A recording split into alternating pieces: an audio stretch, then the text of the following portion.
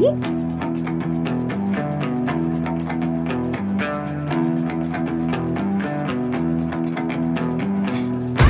ain't tryna bring you down, but for real, you might as well give up now. Think you got a chance, but I don't see how. Got a real tight grip when I hold that crown. My life been good and bad and all around. The more things I lost, the more I found. One thing I taught myself to do, no matter the problem, refuse to lose. So, how you want it, man? You can choose. If you can't take the heat, don't light the fuse. See, I walk in slow and ignite the room. Like fire, everything I touch, I consume. I'm getting up while y'all just snooze. While you make breakfast, man, I'm on the move. I'm the first one in and the last one out. Whoever owns the place gotta drag me out.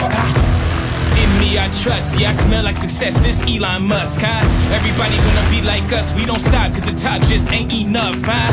I ain't never gay, no, I ain't scamming, you know black men don't blush, huh?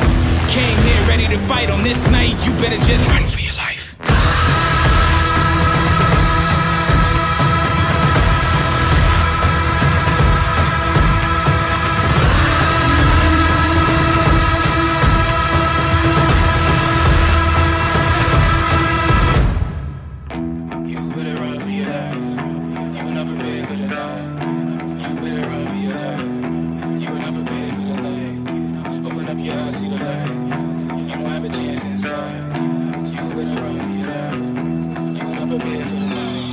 Won't you come and see what it's like, living by the rules that you write. You ain't know those lavish delights, now you had no back in sight. All the little lies you recite, just makes all the savage unite. Usually I'm very polite, but I'ma get savage tonight. Even when a dog being nice, every single dog gonna bite. You might think I'm wrong, but I'm right. Just let it get a strong appetite. I'ma let it breathe just a little, give it to you strong, heavy metal. I don't make a sound when I strike. You better just run for your life.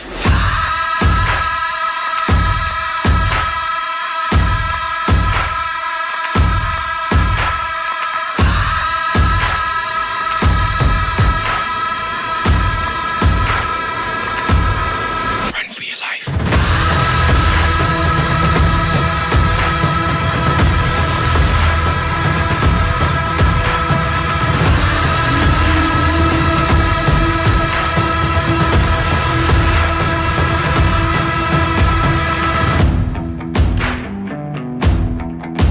Your life.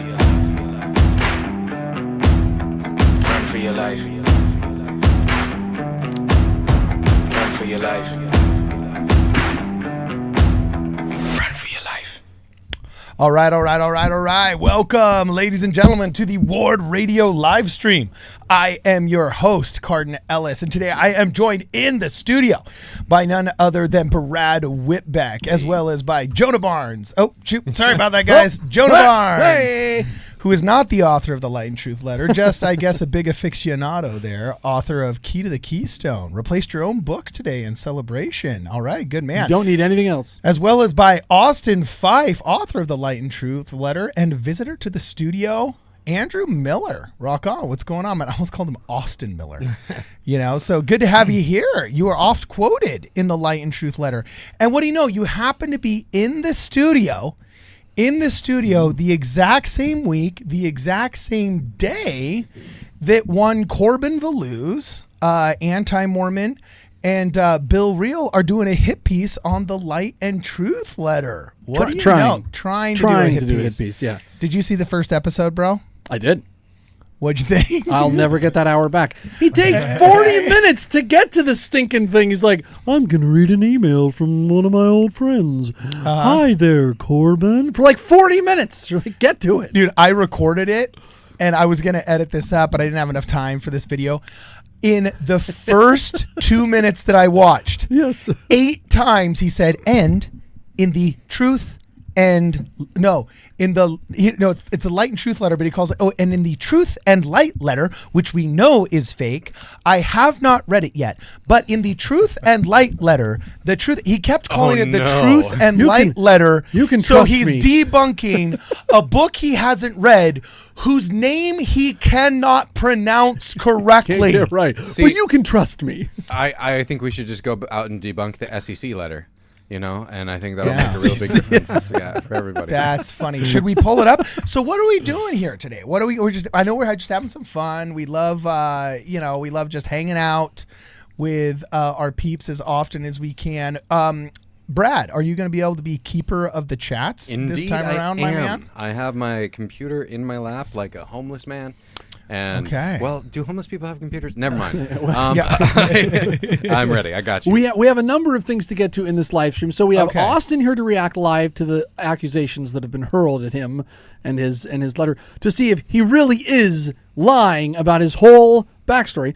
We also have new smirch. We're going to smirch to y'all. Oh, yeah. New true smirch right here. You can see Cardin is wearing the War in Heaven veteran shirt. Oh, shoot. Check out the sleeves on that bad boy. First class body that. I am in recipient. body recipient first class. Boom. Huge. As well as aware of my standing in the process of boot camp. I am currently in the Progress. in my progress bar. I am currently in the mortal condition. Mm-hmm. So, yeah. And also we've added a sick QR code to the back. So, if you, It's on the other side of the shirt. It's not just a t-shirt. It's like a uniform. It's like a full uniform. This is the I Am a Familyist new in the merch center. You can go check those out as well. So we've got the Stripling Boomer shirts coming. Those are going to be ready by Cyber Monday, my man. Huge. By Cyber Monday. Huge. That'll be sweet. Sorry, Black Friday. They will be ready by Black Friday, if I'm not mistaken. So anyway, Austin, welcome back, should I say, again, to the Ward Radio Wigwam. Have you seen the hit pieces by the Anti-Mormons against the Light and Truth letter on YouTube yet? Did you see their response? Yeah, we had this trip planned out a couple weeks ago, so I wasn't sure what we would cover in the live stream. But I saw the one last week. They did one just like an hour ago. I haven't seen that one, but I have a couple predictions. Austin's dishonest. Oh. He didn't actually have a faith crisis. And the church is actually the bad one. Those are my guesses. Wow. I don't know how close I am. Everyone in the chat can tell me how close I got. Wow. Well. Okay. Wow. Well, did you read an email from my friend for 40 minutes on this live stream? Did you have that as one of your things? Because that's what he did for 40 freaking minutes, man. Corbin, please. Wait, we're not doing that? That's why I came. Check your pacemaker, brother. Yeah, the holy next 40 cow. minutes will involve Andrew reading us some beat poetry. Yes. that's unrelated. Dude, Done this by is too funny. ChatGPT. Actually, guys, it is going on right now. Yeah, it is. Look at this. Hold on. It's still going? They're doing Yeah. it's still going. Look, let's just tune in. Let's just do this live. Oh, wait, that's going to be a So commercial. I watched the first little bit of it, and they're furious. First of all, every chance they get, they doubt Austin's story. Right? Every chance they get, they're like, Is that supposedly. Right. Is that not the very thing they get so mad at us about for when we're like, hey, we've seen some posts on Reddit. We have like reasonable reasons to think that Jeremy Runnels is not necessarily being truthful about his claims. And they're like, how dare you? You only question the validity because you can't answer the questions in it. And I'm like, no. We're seeing actual like posts he is making that seem to make it look like he was not being sincere in this. That's a great point. What do they have? What do they have that tells them that Austin was not being sincere? That he's telling a lie about this? It's just it's an uncomfortable subject, and this is all over Reddit, but there's this narrative that if you've gone down as deep and dark as we have, there's no way you can come back, right? So self-congratulatory. Yeah. But I've been to the deepest recesses of the second page of the CES letter, and it's just I just know too much. I just have seen too much. These guys they're Galadriel. You have not seen what I have seen. Okay, right? well, They're dude, Galadriel, right? We got to jump right in. Look at this. What's the number one thing the CES letter does is Gish Gallop, and then here they are literally saying manipulation tactic number 4 is Gish Gallop, and now a half true. Okay, I'm going to unmute this for a second. Ruh-roh, Raggy. This is the half-truth. This is a manipulation tactic when someone tells you a half-truth. Scooby-Doo reference out of the mixing truth gate. with deceit to confuse the issue. That's how he defines it. Here's his example. Pay attention, please. The CES letter seeks to explain how Joseph Smith came up with so many unique place names in the Book of Mormon. A table, now this is the vernal holly map that we were mentioning earlier. Is this half A speed? table lists I'm sorry, this has got to be half and speed. potential candidates in and around upstate New York. Candidates means candidates for places. Oh, this is that have Corabor. names similar to the Book of Mormon in a place that might match a sort of geography for Sorry, the Book what of were Mormon. we doing That's again? what the Vernal What were we Holly doing? map is about. Okay. This The is idea so is boring. not a half truth. This It is is so more like a bad. tenth truth. Whoa, those are fighting words there, Mr. Fife.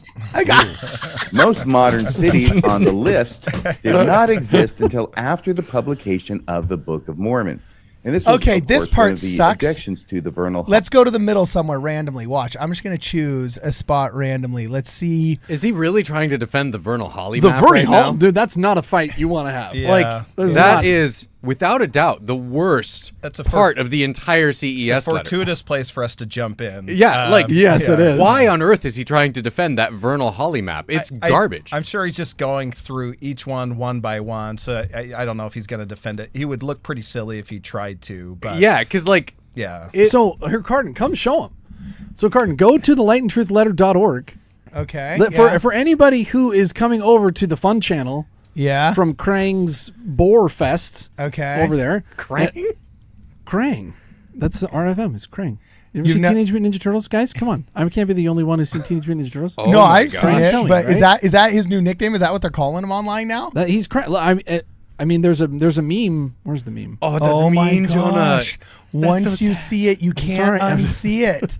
Don't- Once you no, see it, Garden, you can't no. unsee it. Come Bro! on. Bro, Sorry. I didn't bring it up. Don't get mad at me. I'm sorry. It was Austin's idea, and I was like, Austin, that's mean. This was not my Austin, idea. that's mean. It's in the Truth Austin- and Light letter. It's in there. It's actually It's it's in in the there. back of the light. Yeah. Truth and, Now I see why Truth he and did light that. letter. Oh That's right, the my Truth and Light letter. Can we call it gosh. Truth and Light letter every time? Who in made in this? That is savage, bro. That is utterly savage, man. What is this? What the heck? So No. this is an example of ad hominem. Yes, That is- this is an example, a direct is- example of ad hominem. No, this is In a direct real time. example of ad comparatum. You know, No. this Nope, is still ad hominem. Little Marco, Energizer Bunny Jeb, RFM Krang. You know what I'm saying? Never unsee it. You'll never unsee Wow, it. Okay, so okay. but Well- if you go to lightandtruthletter.org, Okay. Do that. we can look at the Holly map. He This did is a- compare me to what was that guy? Yeah. Shermie the Elf, I guess. Shermie the Elf, yeah. But that one was nowhere near as unflattering of a comparison. So let's not. well, no, Krang's cool. All of us want to be. Yeah, as what's relevant wrong with as Krang? Brad, why do you assume we don't like Krang? Yeah, the Oh, bad I'm guy sorry. Shredder. Can you not see the terrifying brain monster and think It's not this is like- not something I would want to be Maybe it's a compared to? compliment, Brad. Yeah. Yeah, I guess for his big brain. Okay, It's not like we compared him to Rocksteady. You know what I'm saying? nobody Like, wants to be jeez. Rocksteady. Okay, let's move on to the light. Do you know who and truth letter. Rocksteady is, bro? Did you play? I don't even know who that is. Bebop and Rocksteady. Yeah, Come on. Bebop and Rocksteady. Dude, Yeah, dude. look, these guys were the best. Bebop and Rocksteady. Okay, and these were Yes. the dudes in the original video Yes. game that you had to fight against, and they were like hardcore, but they were some ugly dudes, man. Yeah, man. That's Bebop and Rocksteady right Yeah. there, bro. Yeah. Okay, cool. So in the lightandtruthletter.org, so this is what they're talking about, guys. Right now on the internet, these legal eagles over at Mormon Discussions are like, the half-truth of the Holly map. We're going to debunk this. It's not a half-truth. Just to give you a taste of how bad this is. This is a map that will actually, you know what? You can explain Oh, this they're better going than after anybody. Tikla, bro. They're going after Tikla. What? Look right here. So they got some. They got some pics up where it looks like they're calling out whether or not you actually had a faith crisis. Right. Indeed. And look at this. Okay, I'm going to pull it up right here. Here, I just clicked in the middle there, and it says they're posting comments from you. Where it says, thanks for taking the time to review. To clarify, not a 10-year faith crisis, and I suddenly came back this year. I had a faith crisis. Then here's a comment from Tikla saying, RFM really doesn't want you to read the Light and Truth letter, ... Interesting. Really, he's reading all this great. Let's hear what they have to say, dude. To Listen. review, to clarify, not a 10-year faith crisis. And I suddenly came back this year. That's what I had represented it as in the show because I was confused. It was a little bit confusing. I think I was legitimately confused on that. Yeah, the story doesn't make a whole lot of sense. Oh. Okay, but he says to clarify, not a 10-year faith crisis, and I suddenly came back this year. I had a faith crisis 10 years ago, and this letter is my 10-year check-in. That is a helpful clarification, by the way. And then he said, very much a welcome. one-man show. referring to himself, I believe, and a handful of friends and family that helped edit. I am complimented by those that believe an organization is behind the letter. Enjoy. And I thought that must was be nice. I thought that was conspiracy. a rather... Yeah, so you're So not. it must be a conspiracy. This was just on his video. I jumped in early, so it'd be near the top, because he in his video said something like, he just misunderstood. I don't think he was trying to misrepresent me. He just misunderstood that I had this like 10-year crisis, and I all of a sudden woke up earlier this year and came back. So I was just clarifying that, and then a bunch of people in the live stream was like, there's got to be an organization behind this. This has got to be fair. This has got to be Scripture Central. This has got to be, and they're just like so convinced. So, and what's funny is half the time, thank you. well, yeah, half the time they talk about how poorly written and argued it is, and then the other half the time they're like falling over themselves to compliment me on how well written and well formatted it is, and this must be from an organization. So it's like you got to make up your mind. Like it's like the Joseph Smith concept. It's like he's an idiot and a genius. buffoon. Like there's no way, and then it's So keep saying that. I hope that's what they keep saying. Okay. So so tell us about the can you tell us about the Holly Mountain? This is just so hilarious. By the way, dude, these Ninja Turtle references just happen to be so perfect. They're complaining in the chat on the side. About Cloud and Ellis. I'm sure Cardin is going to shred you for shredding the truth and light. It will be very meta. What? Shredder from Ninja Turtles. Oh, yeah. Just like this is the Ninja Turtles episode, bro. So anyway, Bill we're gonna Reel keep and playing. Rocksteady? I'm just picking random spots here. So here's manipulation and tactics. We're just gonna play 30 seconds, see how it goes. Chapter, just reading the first chapter, that the entire effort was parody. It's a parody of Code's Law. Right. Because I don't understand how you can make a mistake of setting a criterion for something and then violating that criterion over and over and over again on the same page. And I'll give the listeners an example. So there's that famous quote of Elder Bednar talking about how we don't have moral agency in the church. People need to stop using the term. He says we need to stop using the term free agency. And he says, instead, once you're baptized, you have representative agency. And the criterion that Elder Bednar uses to do away with free agency is he says, to my knowledge, the term free agency is not used in the scriptures. Well, RFM, guess what else isn't used in the scriptures? Representative agency. And the Trinity. So Right. Yeah, and the to Trinity. set a criterion and then violate that criterion, like in the next. Okay, this is a boring part. You know, RFM, you know what else isn't in the scriptures, RFM? Shrooms. So knock it off. Okay, knock it off. RFM. Oh wait, look, they went to manipulation tactics 1. I just scrubbed through here. Let's see how they say you manipulate tactics 1. Oh, this will be fun. Right here. Boom. Let's try Can you this speed one. it up at all? So number just so you know, you're number playing back 2 in. is the one that he said manipulation tactic number. What did he say? I captured the quote. Manipulation tactic number 2 completely destroys the church. What did he say? Oh. He said it is. Oh shoot. Where did I put it? Oh no. It's in the live chat. Just tonight. okay. I was commenting on the chat and he goes, manipulation tactic number 2. Wait, you were completely commenting on the destroys chat, bro? Oh yeah. How did they react to that, dude? Well, there was nobody in the chat. There's nobody saying anything. I was like, is anybody here? The only people there were trolls from our Word Radio wigwam going over there to troll them. And so I checked in and I was like, hey guys, how's the nihilism crusade going? And RFM's like, you watch yourself and be clean or I'm going to ban your A from here. For Thanksgiving. It was Whoa, your Thanksgiving brother. present. Yeah. Like, whoa, Crank, calm down, brother. Like, I'm just, hey.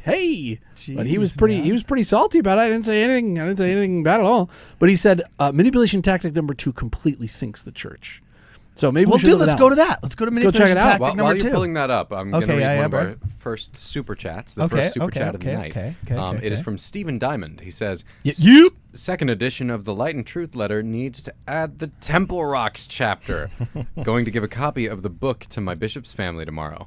Sweet. Okay. Nice work. I Yeah, just Steven. scrubbed through to find the beginning of manipulation tactic number 2. So here we go. You read this one because I've got to tell you, when I read this one, I was astonished Oh my gosh. because Beyond all measure. Take it off quarter speed, you'll please. figure it out as you go along. I'll bet everybody else will be astonished too. We'll I put it did, but together. you called me Austin, which I take great offense to. Austin, you're not Austin. No, I'm not. Austin Powers. Losing I will read. Do you want me to read the example? In the, couple cylinders misfiring. You're supposed in to there, go, RFM. yeah, baby, yeah. I'm no Carrie Shirts. I can't pull that off. No, neither can I. Okay. Okay. Which section do you want me to read? The middle? I'm sorry. You're Colby. Oh my gosh! Do Oh, people this watch is horrible. I am.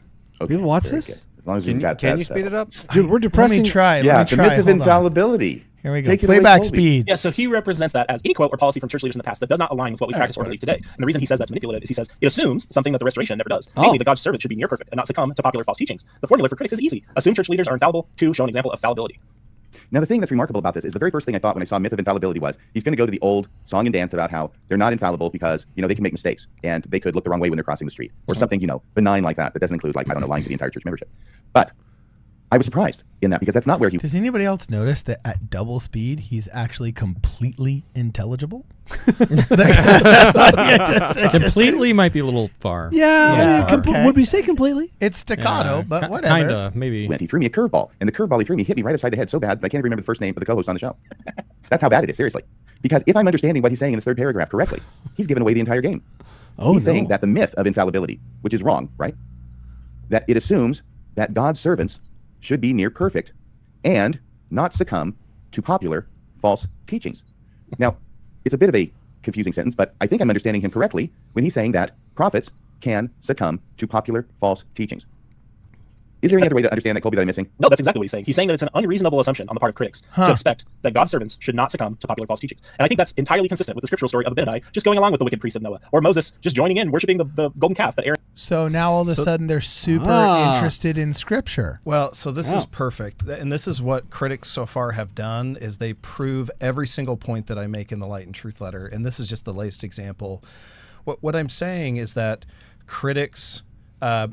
and some members believe that our leaders should be infallible or near infallible, and they shouldn't believe that because that's not our doctrine. And so critics lean into that and they say, see, your leaders should be X, Y, Z, and then they show an example of when they, in their mind, deviated from what a prophet should do and the way they should think.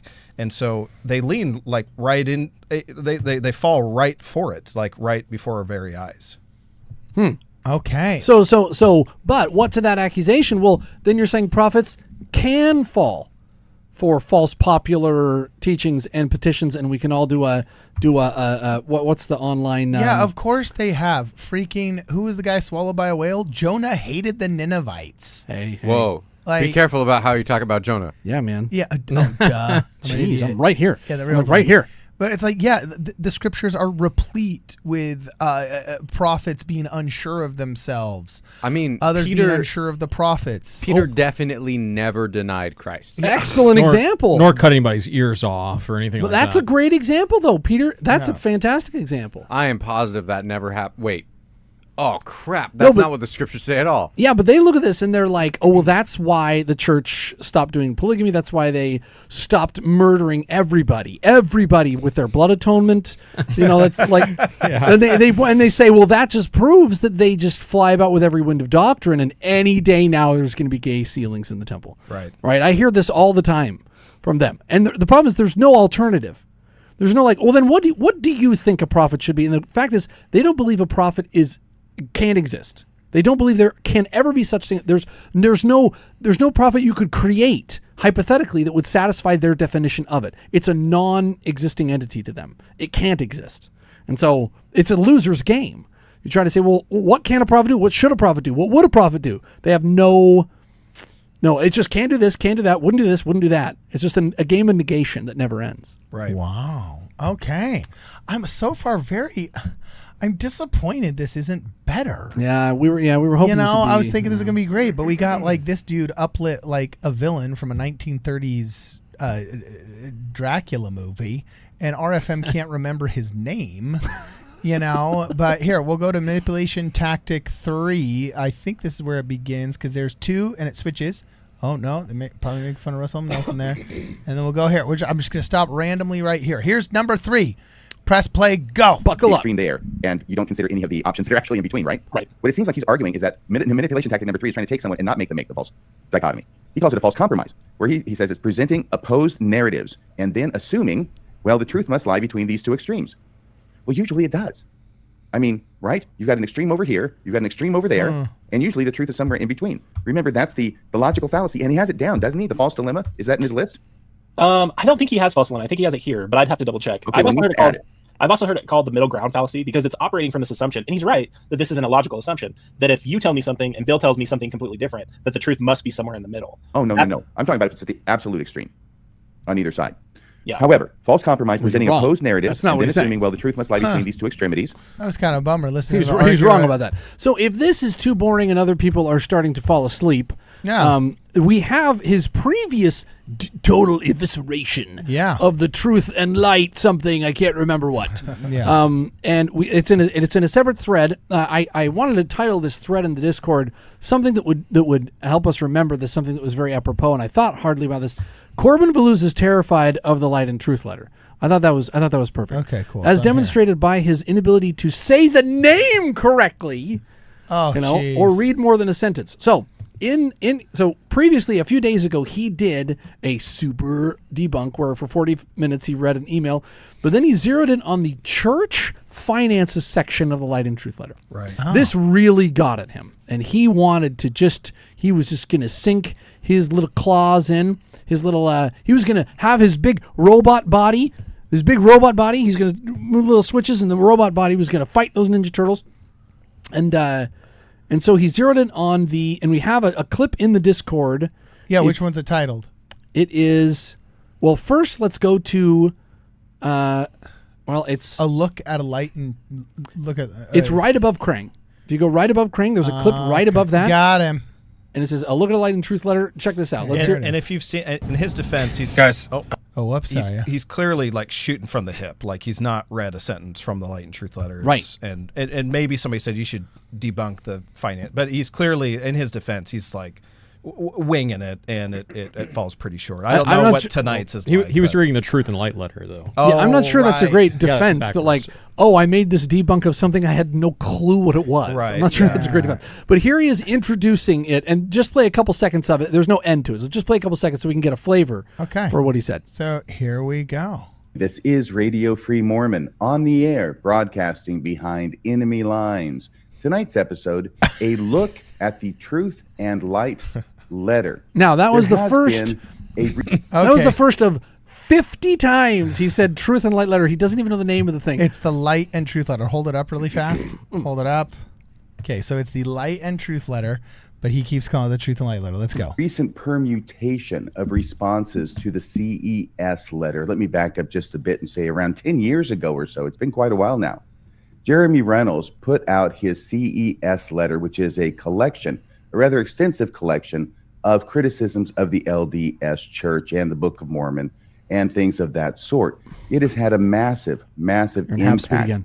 on membership resignation rates. boy, we're gonna And therefore, lose the all apologists our have taken it viewers. upon themselves to try and respond to this CES letter by Jeremy Reynolds in order to stanch the bleeding. Now, Jim Bennett, I know, did one.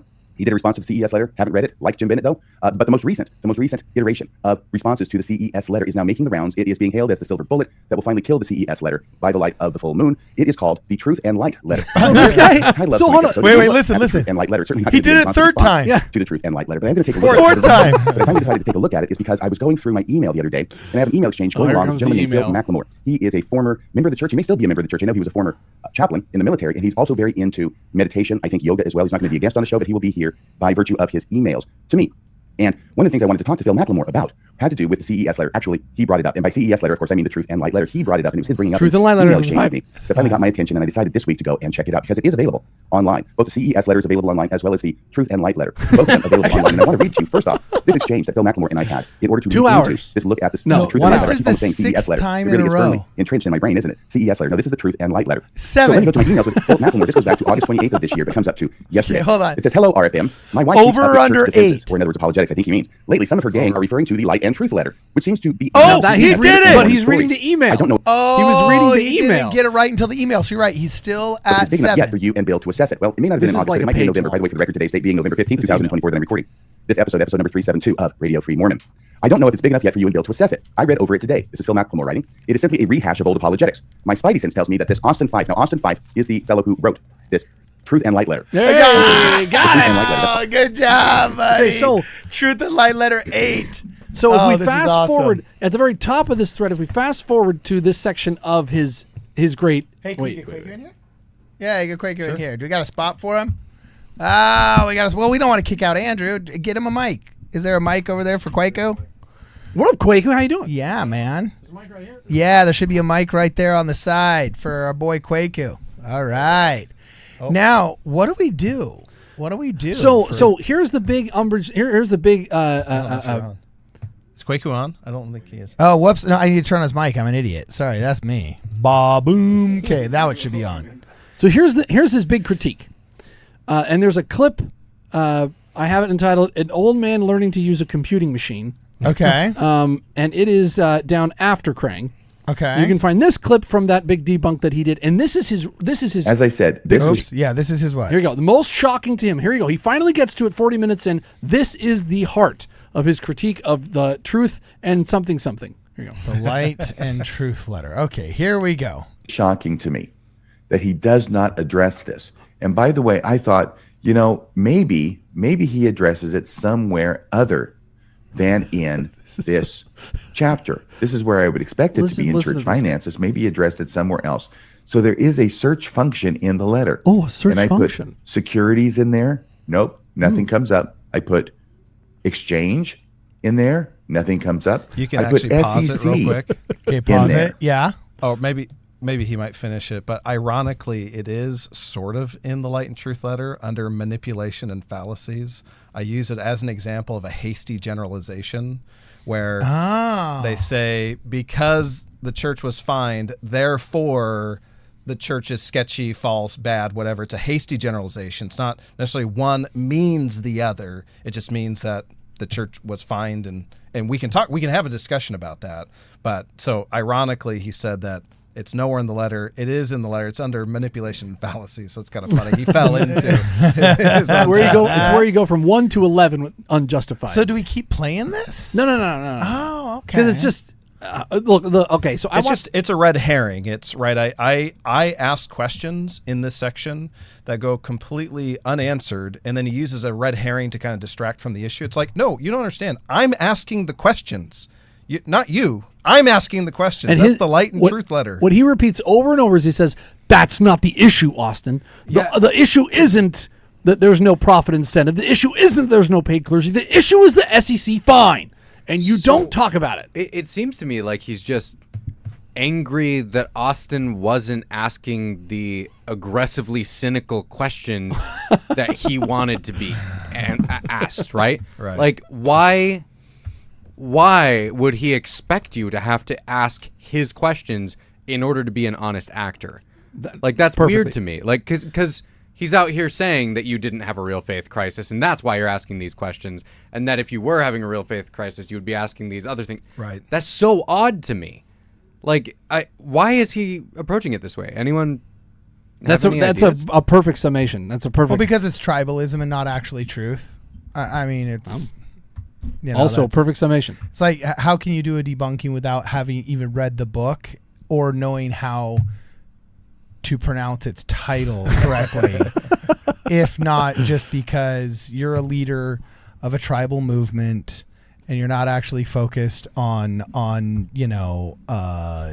truth. Oh boy, Quake, you hit it. If these guys were smart, they would have done a sketch comedy takedown of the Light and Truth letter. Yeah. Boom, shagalaka. This is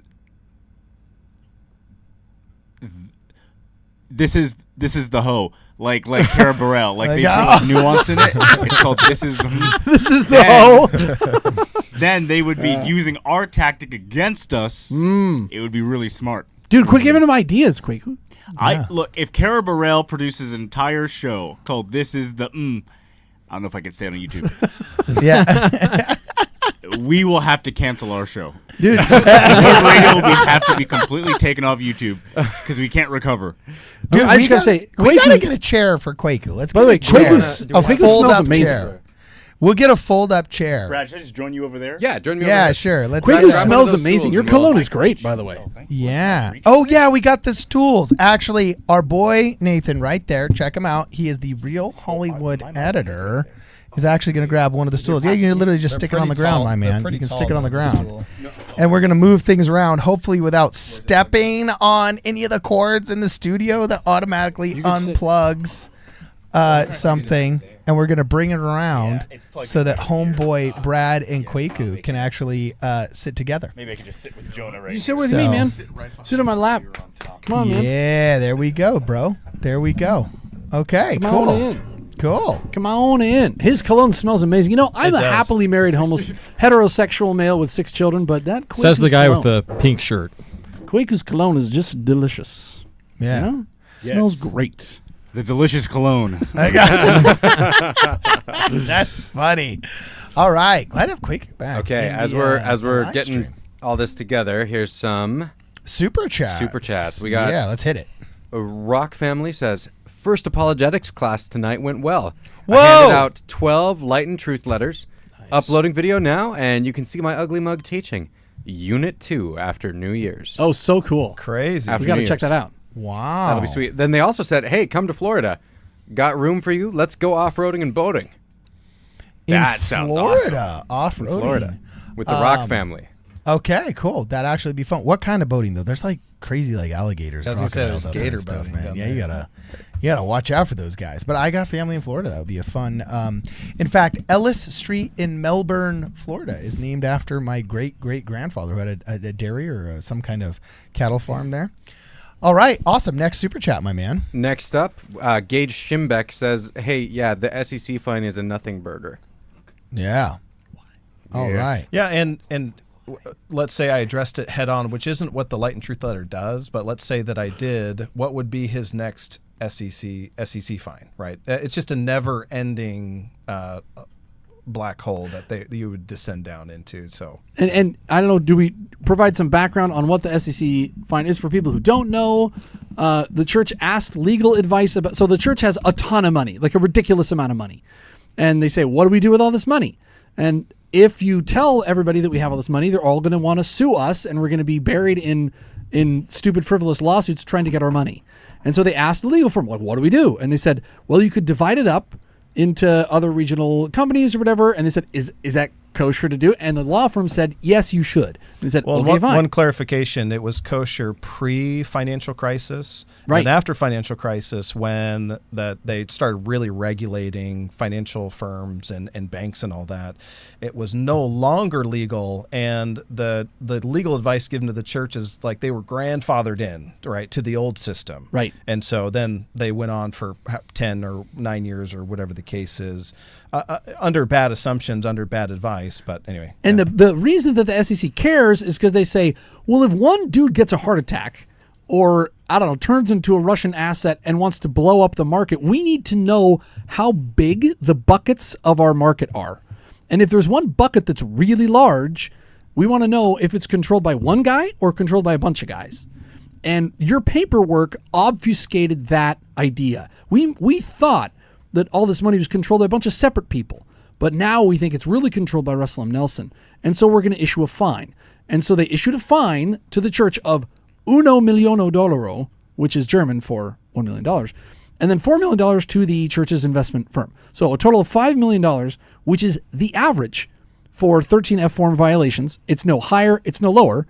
It's just the average fine that they would issue. So if you're worried about the SEC fine, you can go into the detail on that and debunk it. But the point of Austin's book is to ask, why are you so mad that we're rich? Why does it bug you so much? Like, why do you just hate that we're so successful? Like, Okay, you know what it makes me think of? When you get down to the bare examination, they think the church has too much power and control in our lives. Therefore, to have this much money is it's immoral. It's wrong, right? Right. Because with this amount of money and what they ask us to do, it's like they're controlling us, but then we're giving our money to them. So they have all this capital, and we're consistently just giving. And because we're not meeting their standard of what a moral organization would hold to, they don't deserve any money. that's right. Okay, so like Flint, Michigan has no water, right? It has no clean water, right? Yeah. What organization is more invasive in our lives Well, and than a church? Take that to its logical conclusion. What Corbin's saying is that the government is better suited to handle this money. Like I want the government to be in charge of this money because the government's really efficient at distributing resources to the poor people of Flint, Michigan. Or Right. whatever. Yeah. Right. Or it's like Basic what we spent 12 trillion and we only made 6 trillion back. That's like the most recent thing, and now the Doge people are like, yeah, we can't do that. Like this is it. We literally have. We're so bad at spending. They're bringing in Musk. They're bringing in a South African to help us. That's how bad we are at spending. And so you just think like, well, it is the alternative, right? It's the silent alternative. He's not saying, well, all this should go to the government, but that's really what he's saying, right? That's really what the argument is. Right. Why do you trust the government more? Do you think the government, the U.S. is more moral than the church? Oh boy. Right. I mean, like, do you think church history is bad? Do you know what the American government has done? Any government history? Pretty fair Like, point there. Any history? Oh well, I think they're their temples, their buildings. It's just so unnecessary. Ever been to a DMV? Like I don't know. Like, what do you? I don't understand where they think they should go instead. Right. And if they're saying the government is where it should go instead, now you've got to prove that the government is the more moral option. And I've never seen that tackled by anyone. Has the LDS Church ever bombed people over Aleppo? No, What- no, it hasn't what done is that. Aleppo? What is Aleppo? Anybody? Good. That was a Gary Johnson Gary reference. Johnson reference. Before I appreciate ex-Mormon it. Reddit's like, this guy's a moron. That was his reference to Gary Johnson. Doesn't even know what Aleppo It was a good is. quote. It was a good quote. Now, I do want to say, when it comes down to stuff like this with the SEC fine, for me, I'm kind of like, guys, we don't even have to have current church issues like this to have this be a problem for you. Look at the Kirtland Safety Society, right? If the Kirtland Safety Society does not bother you, nor should this SEC issue up in this time. No, like, clearly, the church can have things make mistakes. Just like you were talking about in the letter, there can be things that go wrong. We're not defending an infallible church, but this doesn't mean that there is no God. This doesn't mean that like prophets aren't real, because Joseph Smith had an anti-banking society that didn't work out because there was some dude who was really trying to manipulate stuff and kind of pulled a Mr. Potter from frickin' what's the movie? It's a Wonderful Life. Yeah, from It's a Wonderful Life, but was successful. Like, okay, so that means that the church isn't true now. Like, it's such a wild thing to me to see how like these dominoes fall.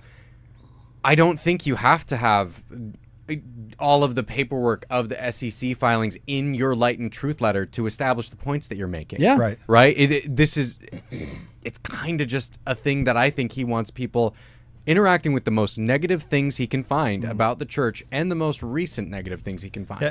SEC is a shallow thing. I try to go deeper and ask some real fundamental questions. Like you mean past the opening page so you can pronounce the name right? You know what I'm saying? All right, keep going. Yeah, and that's all I've really seen on Reddit, and so far the responses that I've seen online is it's using red herrings to distract attention away from the real questions that I'm asking, and so they fall completely on their face they fall right into the trap of the Light and Truth letter for the critics, because I ask some real questions that they can't answer or won't answer. You know what they hate? They don't like the idea of our aircraft carrier temple. You know how expensive that's going to be? We need every penny to build temples on Mars, and they don't like that idea, and that's where they're coming after our wealth. It costs a lot of money. Stuff ain't free. Stuff ain't free. Aircraft carrier temples ain't free. And also, by the way, RFM threatened to kick off Jonah. From his chat. Little salty there, brother. Yeah. Little Conversely, I would like to welcome all of the RFM people that are participating in our chat, blowing up our algorithm, increasing our relevance. Wonderful. You know, in fact, please tell us where we go wrong in as many sentences and return buttons as possible in order to create our average. What's the stat that it always shows us here? Hold on. I'm going to look it at our chats per minute. If you could just please use concise sentences with as many derogatory terms as possible, but fewer words, lots of return buttons, that would be very, very appreciated. Thank you And very that much. bill sign in the bottom right corner, you click on that, you can get your comments in. Hey, we'll respond. Hey, if you have a beef with Austin Fife, now's your chance. Yeah, Anti-Mormons, here's your chance at the gotchas. The problem is you have to read the Light and Truth letter to get the gotchas. But if you want to have a gotcha for the Truth and Light letter that's been spoon-fed to you by RFM, Who hasn't read it? who has not read it apparently. Well, no, the uplit vampire 1930s cinema guy did enough research. Yeah, here's your chance. Ask us dem questions, man.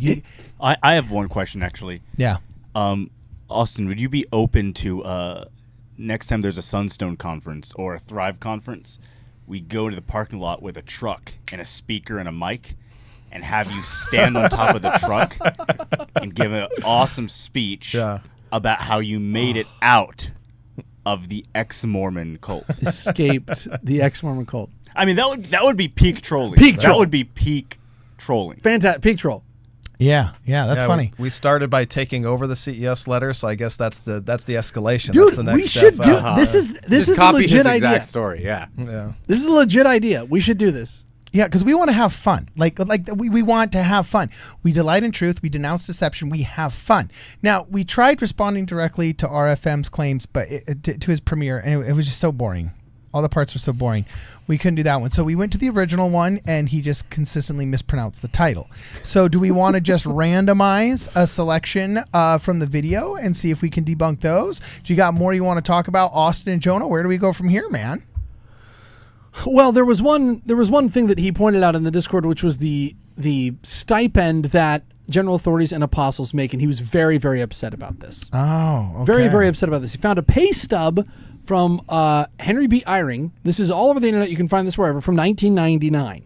Okay. Which is, and Corbin Veluz was a ripe old age of 75 in 1999. and Henry B. Eyring's pay stub right here. Sorry. Henry B. Eyring's pay stub right here.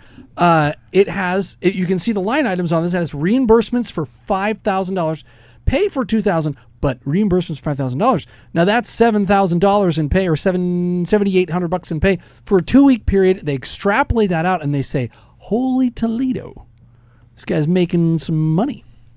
Henry B. Eyring, and in $1999, that's big purchasing power parity. So that he's making a lot of money, and he posts this on here.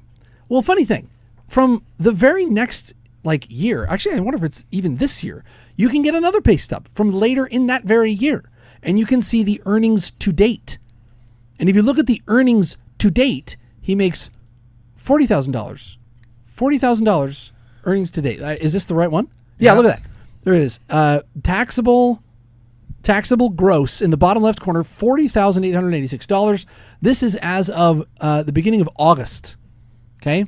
So you extrapolate that out, and instead of being, the $100,000 and $99 in $1999, this is far less than this is, $60,000 in $1999. So for making the pay of an elementary school teacher, slightly less than an elementary school. Like I live here in California.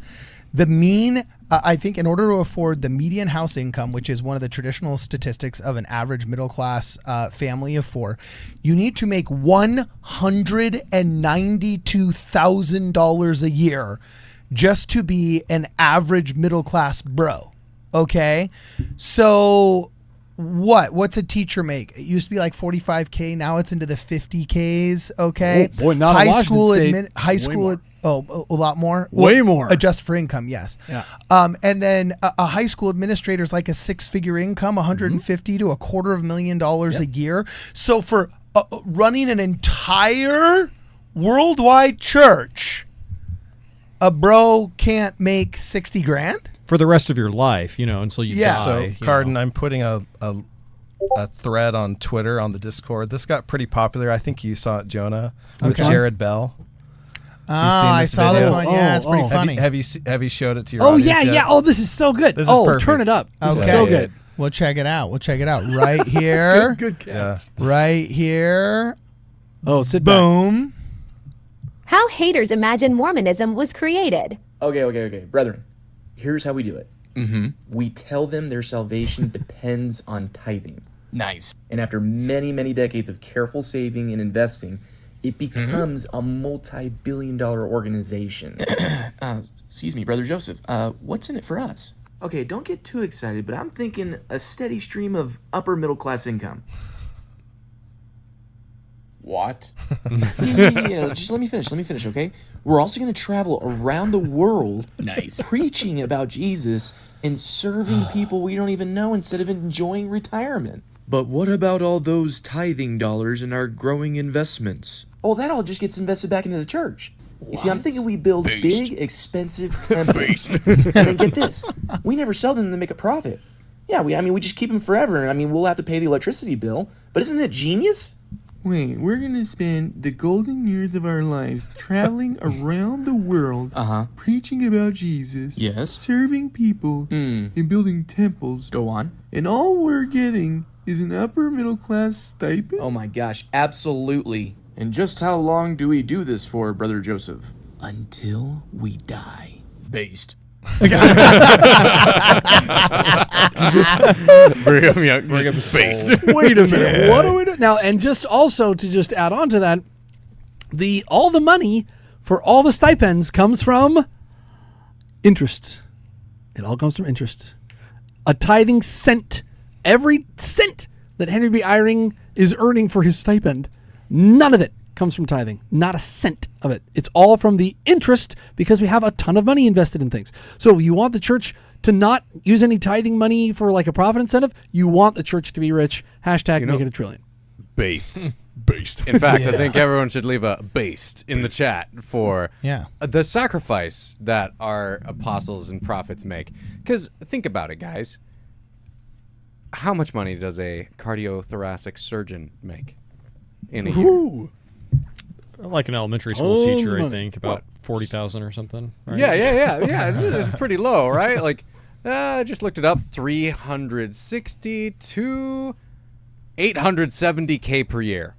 Now, I've heard John DeLynn many times complain about the pay cut that he took to not be involved in whatever job he was looking at doing for Microsoft and instead dedicating his life to tearing down our church. What a martyr. Our prophet could have been making bank, like absolute bank. And if this is his stipend, like what are we complaining about? This is a very modest stipend for these guys to live on. And like, what do you think they're doing with this money? They're going, like he said in that little video, around the world all the time preaching to members of the church. They are constantly serving others. In the Light and Truth letter, do you have something quick? Well, I was going to say... I'm sorry, did you mean the Truth and Light letter? Yeah, what are you talking about? Well, okay. You know, it's interesting, and I someone correct me here if I'm wrong. Did you guys remember when there was outrage, was it 2 years ago, in Tooele, Utah, when the church announced the Tooele Temple? And a lot of the temples in Utah, they have townhouses built around the temples. So they have like temple view housing that's pretty affordable, basically commissioned by the church, right? So they're going to do that in Tooele. And they're going to have these nice townhouses surrounding the temple so people who don't have a lot of money could still live by the temple. And the people in Tooele lost their mind. And they're like, we don't want this low-income people living it. Like, that was the actual argument. Like, how dare these low-income people want to live here in Tooele? And by the way, it's not like Tooele is Alpine. Tooele is not Tooele. It's not Beverly Hills. It's like, guys, come on, this is Tooele. In fact, it's the home of the original Anti-Mormon newspaper. Yes. But you do think that I find that interesting because in Utah, at least, if you've got a church building housing for people that don't make a lot of money, to me that doesn't scream, we're in this 100% for the big bucks, right? That doesn't really, the math doesn't math, and so why is there no like kudos for that?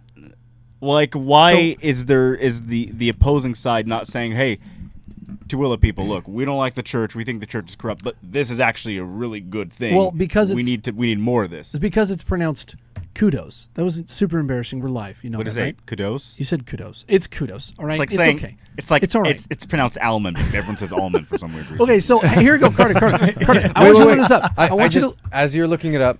Oh, go ahead. I want you to look up what is the where did Henry B. Eyring go to college? Look up where he went to school. As you're looking that up, I just want to say, like, if you want to cut to me, Carden, real fast. Oh yeah, hit it. This has really got me questioning deeply. Oh no! Oh gosh, here we go again. Have you liked and subscribed? Oh yes. So go ahead and like the Come on, stream, people. and we will Love it. continue with Jonah's line of questioning. Okay, so where did he go to school? Where did he graduate He from? holds a BS degree in physics from the University of Utah and a Master's of Business Administration and a Doctor of Business Administration degrees from Harvard Business School. So Okay. he went to HBS, bro. Okay, so look up starting salary of HBS graduate. Okay, so starting Look it up. salary of HBS. Keep in mind, graduate. Henry B. Eyring is making $170,000 a year.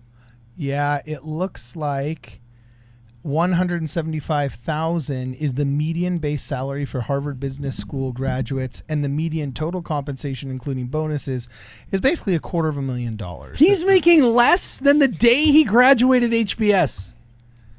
He's making less than the alumni at his alma mater.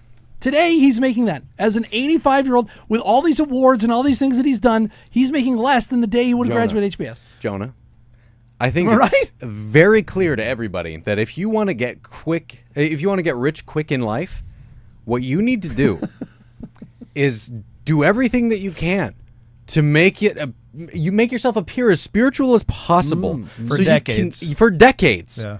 For decades. Serving widows in your ward. This is the Kwaku track. Yes, making sure that you're doing everything you can to really exemplify Jesus Christ, and then finally make your way after unpaid internship of being a bishop, and the unpaid internship part 2 of being a stake president, and the unpaid internship part 3 of being some other thing, maybe a mission Regional president. whatever. Make it into the quorum of the 70. Now we're Because there's a couple. And that's if you get called. If you get called. But no, the real way to get rich quick is to get into that sweet quorum of the 12. And when you say quick, you mean when you're 80. When you're freaking 80. And Yeah. you got to do exactly the way Brad said it, because don't be like the Ponderize guy. You know, you get that one conference talk and you got those hats ready to sell. You know what I'm saying? They're never letting you back up there. So you gotta Don't try to merch. Elder Durant is a great guy. I just thought it was a funny joke. That's fine. Was that who it was? Elder Durant? Apparently, it wasn't him. Like someone in his family. It was his son or his son. something. Yeah, it They was. started talking, Yeah, that they were was like, Elder Gifford. We gotta It get was a these. really good talk, actually. It's too bad that the merchandising of it overshadowed the talk itself, because it was actually a killer talk. The problem is they just didn't commit. They should have been like, "Yeah, this is merch. What about it?" You got it. They should have just Yeah, committed yeah. hard. People, you just don't back down. People go, "Nah, all right." Dude, Just- it's like when Mike Tyson said, "Yes, I'm voting for Donald Trump, and what are you going to do about it?" And the podcast was like, "Oh, I don't want to start a fight in the studio with Mike Tyson." yeah. There's Like, certain oh, people yeah. you're not gonna. What are you gonna say to Mike Tyson? You're gonna intimidate Mike Tyson? Jeez. Yeah, for real. Terrifying individual. So, okay, cool. What's next, man? Now, We got a super chat. oh, hit the super chat. Wait, I don't know if I want to read it. Oh, okay, what does it say? It's from No Uvula. What the heck? You choose, Carden, whatever you want. The church needs to be paying authorities far more. How is Jeffrey R. Holland supposed? Oh, wait, that's a vulgarity, I do believe, right?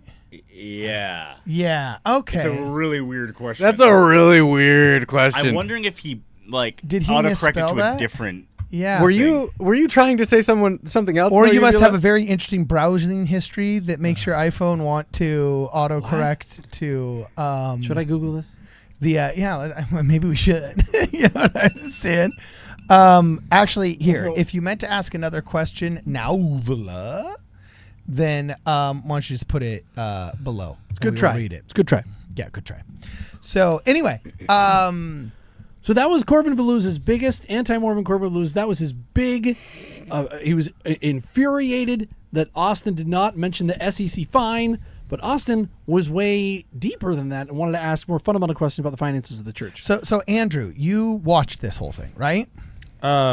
Most of it. Most fell of asleep, it. Okay, didn't you? before you fell I asleep. didn't fall asleep. What are they accusing our poor friend here of what are the top 5 accusations against the Truth and Light letter, also known as the Light and Truth letter? What's the top 5 accusations against our poor Austin Fife here? Well, the top one is he's not really a true faith crisis experiencer, I guess. You know, he's not. He wasn't truly ex-Mormon, I guess. Never one of us. Yeah. Okay. So maybe you could tell us how ex-Mormon you were at one point. I don't know. Did you not cry enough on ex-Mormon subreddit? Did you not besmirch enough of your family members? Did you not excise your parents enough out of your life? What more could you do? Did you not drink enough booze? Did you not try enough drugs? It's an extremely ironic accusation. Them accusing me of not being like critical or critic enough, because we do it in the church too, right? When somebody leaves, we say, well, they were never actually in it to win it, right? They weren't reading their scriptures, and we get, so this is like you said earlier, it's just tribalism. It's really uncomfortable for them to think that somebody left and then came back. And so these sort of like ad hominem adjacent type attacks are kind of the best that they'll be able to do to discredit the story of the Light and Truth letter, but it's my story, and I wrote it exactly how it happened. And so that's a really frustrating for them to handle, that somebody left and then came back. Did I test shrooms? No. Do you want to hang out with Brad's brother? With that? No, I'm just kidding. Look, here's the deal. I think if you didn't try shrooms, you didn't really have a faith crisis. Okay. Is that what it boils down to? I think that's what it boils down to. Like, here's the deal. I get it. There are people who have differing levels of faith crises, right? And for people who are still going through a really difficult time with their relationship with the church and with other people, it may be very difficult for them to see somebody who has gone through something similar, but then come out on the other end of it, right? And because of where they're at right now, they're having difficulty. I understand that. And I don't want to like just dismiss the pain and difficulty that I think many people go through. I have a hard time because I feel like a lot of that pain is actually super avoidable if they weren't actually manipulated in the first place by a lot of the things that you see from people like RFM and from things like the CES it's also letter. A manipulation technique too, right? It's they're painting this picture like once you learn the truth, you'll never come back, right? They want to paint you into the psychological faith corner where you feel like there's no way out. And so when you hear somebody say something like, there's no way I could go back to church, or there's no way that the church is true, that's not their own original thought. That's them parroting a critic because they've been manipulated into this corner and they just don't see a way out. And so they're leaning into that hard with this narrative that once you get down deep and dark and dirty like we did, there's no way you can come back. Yeah, and I think, I don't know, for me, I feel like, I don't want to sound offensive when I say this, but it feels an awful lot like the Dunning-Kruger effect, right? Where you have this curve of like, the more that you learn about church history, maybe your belief drops off for a second because you've learned things that shake your faith a little bit more. Or your brain's just not big enough to handle that much info at once. Maybe. But as you continue learning more about church history and about the gospel and the doctrine, I think your faith is going to continue to increase. I think what happens is a lot of people learn the negative stuff and just stop. They just give up. Yeah. But if you continue learning the faith-affirming things, which it seems like RFM wants to spend zero time focusing on. Right. Yeah. Like, no wonder he's out. Guys, so I gotta right? share this. That, of course, you're going to end up losing your faith if all you can focus on is the negative. So I'm blown away. He hasn't even read Jim Bennett's rebuttal of the CES letter. That was 10 years ago. Your whole profession is you're an anti-Mormon podcaster. You haven't even read the original, like the Jim Bennett rebuttal of the CES letter? What? Like, why do people tune into this guy? Well, because it's like I'm really feeling like, because it's not about truth, it's about tribalism. And the tribe of ex-Mormon, anti-Mormon atheism is a counter movement, not a movement. And a counter movement cannot survive without the movement. Therefore, it is inherently parasitical. So its job is to burrow in and suck blood. Its job is not to learn about and understand the inner workings of the host species. It's to get in as deep, as far as it can, and suck as much as it can out before it has to find a new host. And that's exactly how these people behave.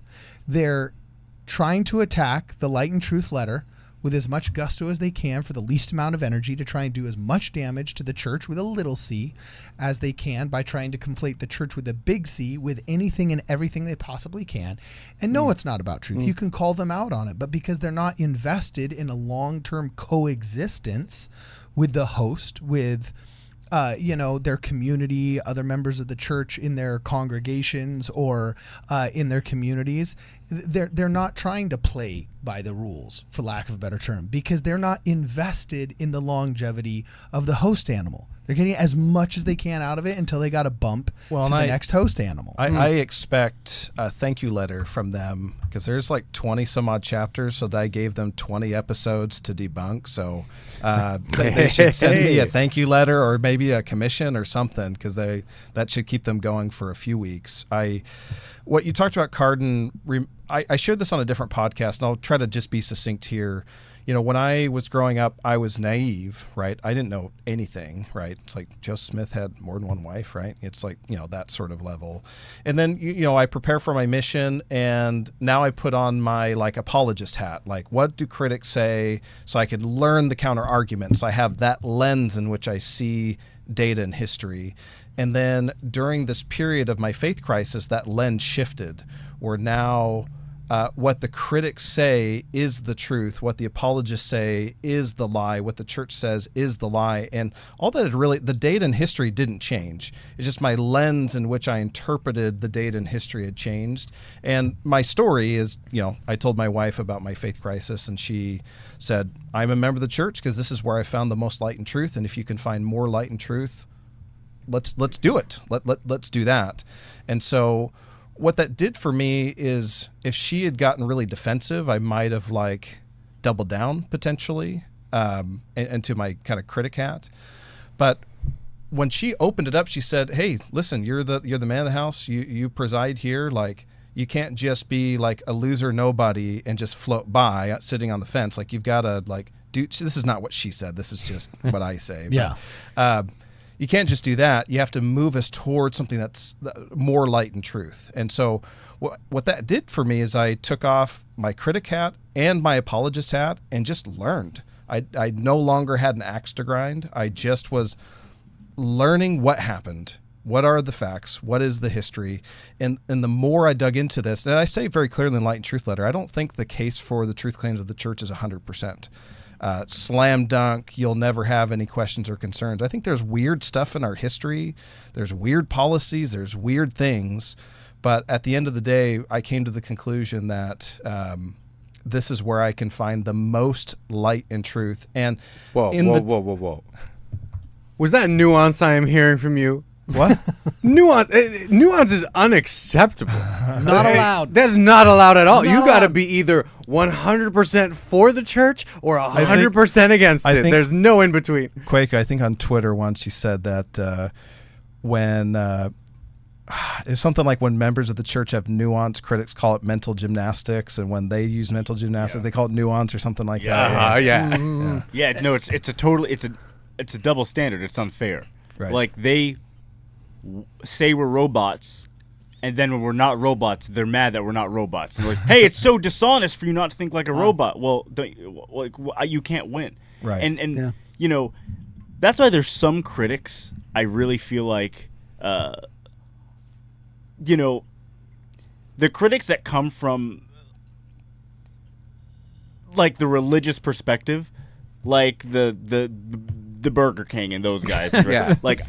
As much as they annoy me, what they're asking for is, hey, we think you guys are robots, but we want you not to be. And if we actually admit something, they don't get mad at us for admitting the thing and saying we're lying. They go, oh, it's good. I mean, obviously it would involve converting to Catholicism or whatever.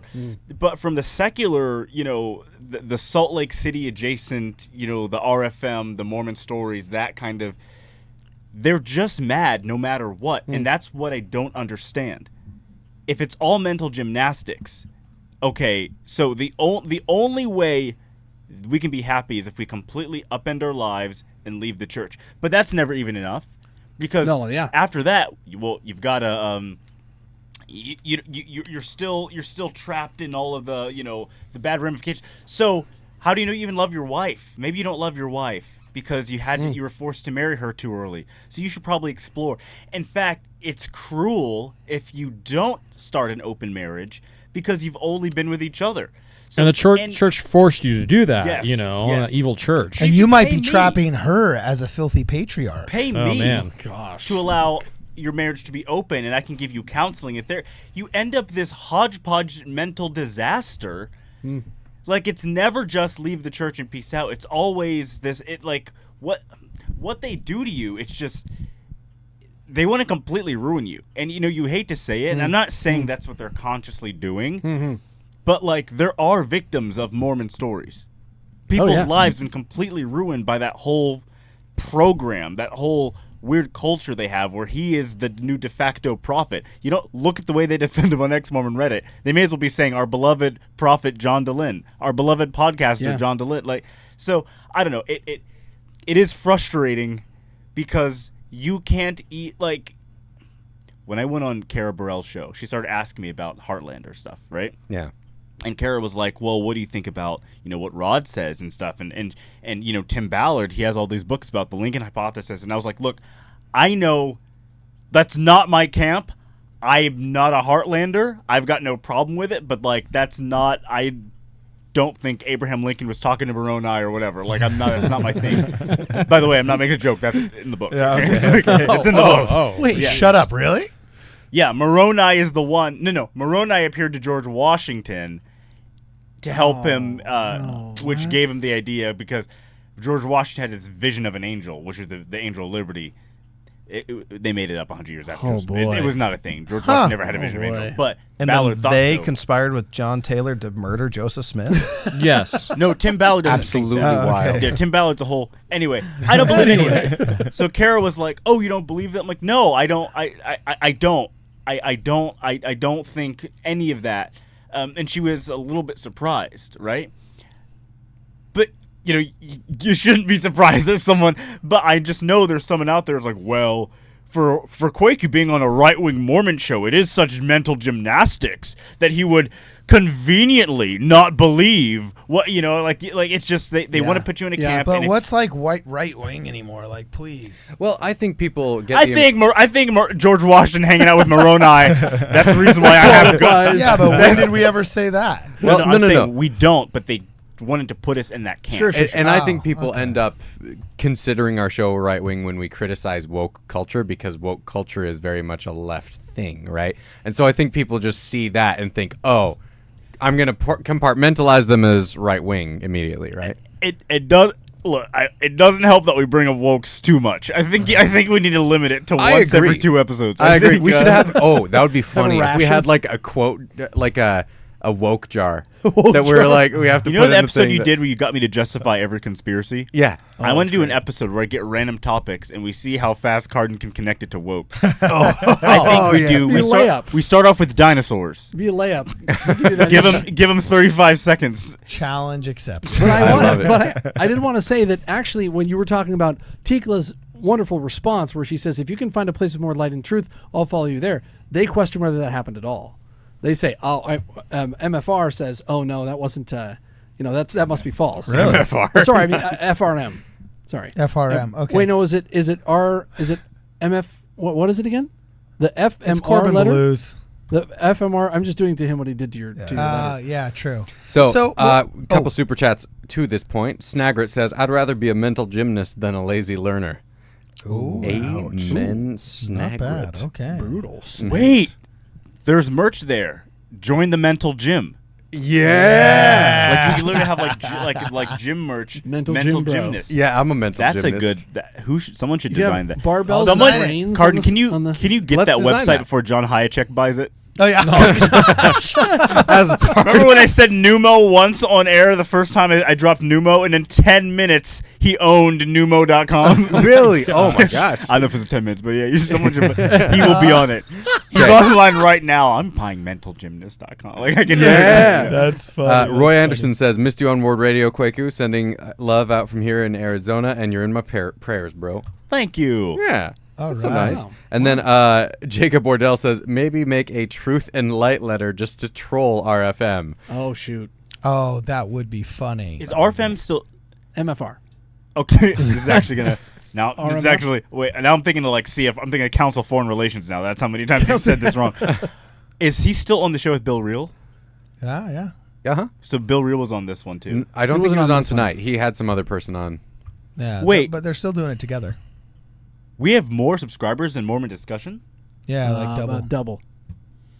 Yeah. Not quite double, but Is it not quite double? But That's well, you have interesting. to if you Well, had not our quite double. Spotify listeners, and like right now, for quite example, double. we'll have about double listening while we're restreaming and so on and so forth. Yeah, we regularly double. But their channel doubles as a cure for insomnia. yeah, you go to sleep. that's true. That's true. my It's like God. a little Well, white noise. so I want to just continue what Kwaku was saying. This is all I'll say, and then you Yeah. can go back to what you're doing. The thing that frustrates me too, Kwaku, when you're talking about this double standard, how like, oh, well, when we don't think like robots, we're doing mental gymnastics, and so on and so forth. What really frustrates me is you cannot look at the statistics of what happens when somebody begins swinging, for example, and just practicing an open marriage.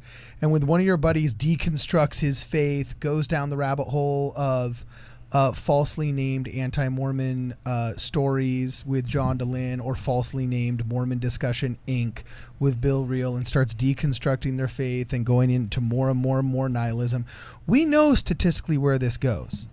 We know where it goes, and we can, out of deep concern for their well-being, say, look, bro, don't start swinging. It's going to destroy your marriage.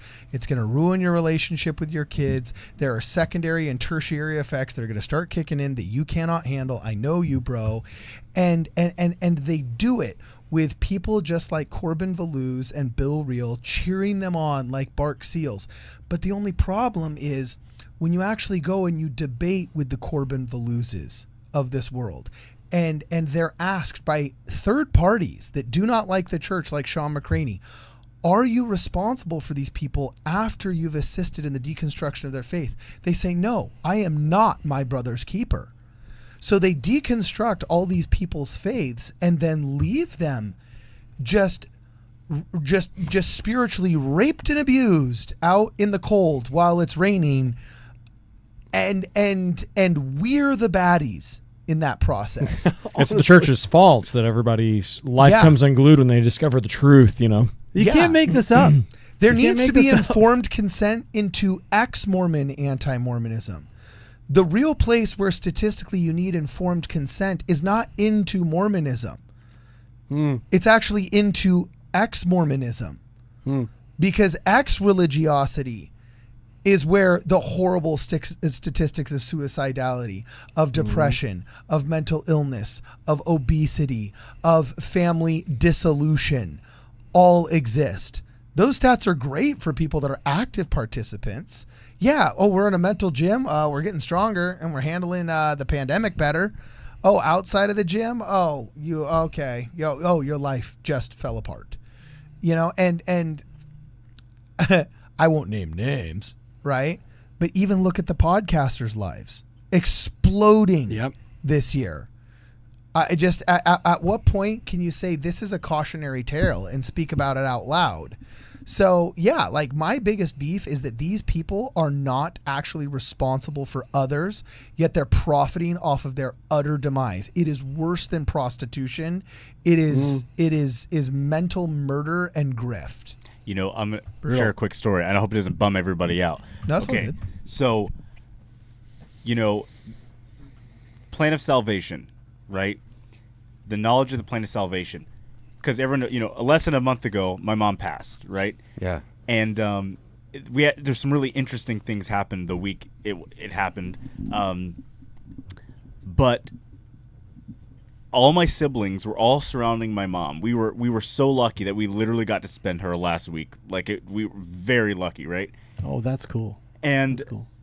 the day before, she requested this song called "Counting My Blessings" by Seth Schluter. It's a really nice Christian song. You guys should listen to it. It's all about how your time is running out, but you still know how blessed you are by the Lord. She had us sing it with her and play it on repeat like 50 times. Okay, so you think you're on your deathbed, you've got bile duct cancer, and you know you have a few days left, and you're sitting there singing praises to God about how blessed you are? Wow. Dude. That's what my mother was doing. I mean, sets a really high bar. First of all, like, thanks, Mom. I'm gonna have to follow that one day, right? But you think like that is the kind of faith that legitimately bridges you over to the next life. And all of us in that room were empowered by her faith at the time when she should have been getting empowered by ours, right? Yeah. Someone with that level of belief in the gospel would be considered a mental gymnast by these people. Like, I really think of that. And if my mom and my siblings weren't mental gymnasts and they had their way, we would just be miserable. You'd just be miserable. We would just be so miserable.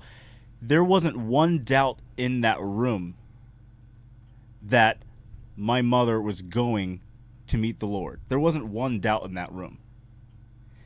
But if this kind of information had been something we really put into our minds, and we said, maybe there isn't a God and there isn't Jesus, and we're just meat sacks walking around. Great. The only promise we have is misery. So when stuff gets rough and really hits the fan, you're gonna wish you had some strength as a mental gymnast. You are. And so we like 100%. I've got no problem being seen as dumb or stupid or whatever, because I've literally seen someone's life end in front of me. Okay, so you know what?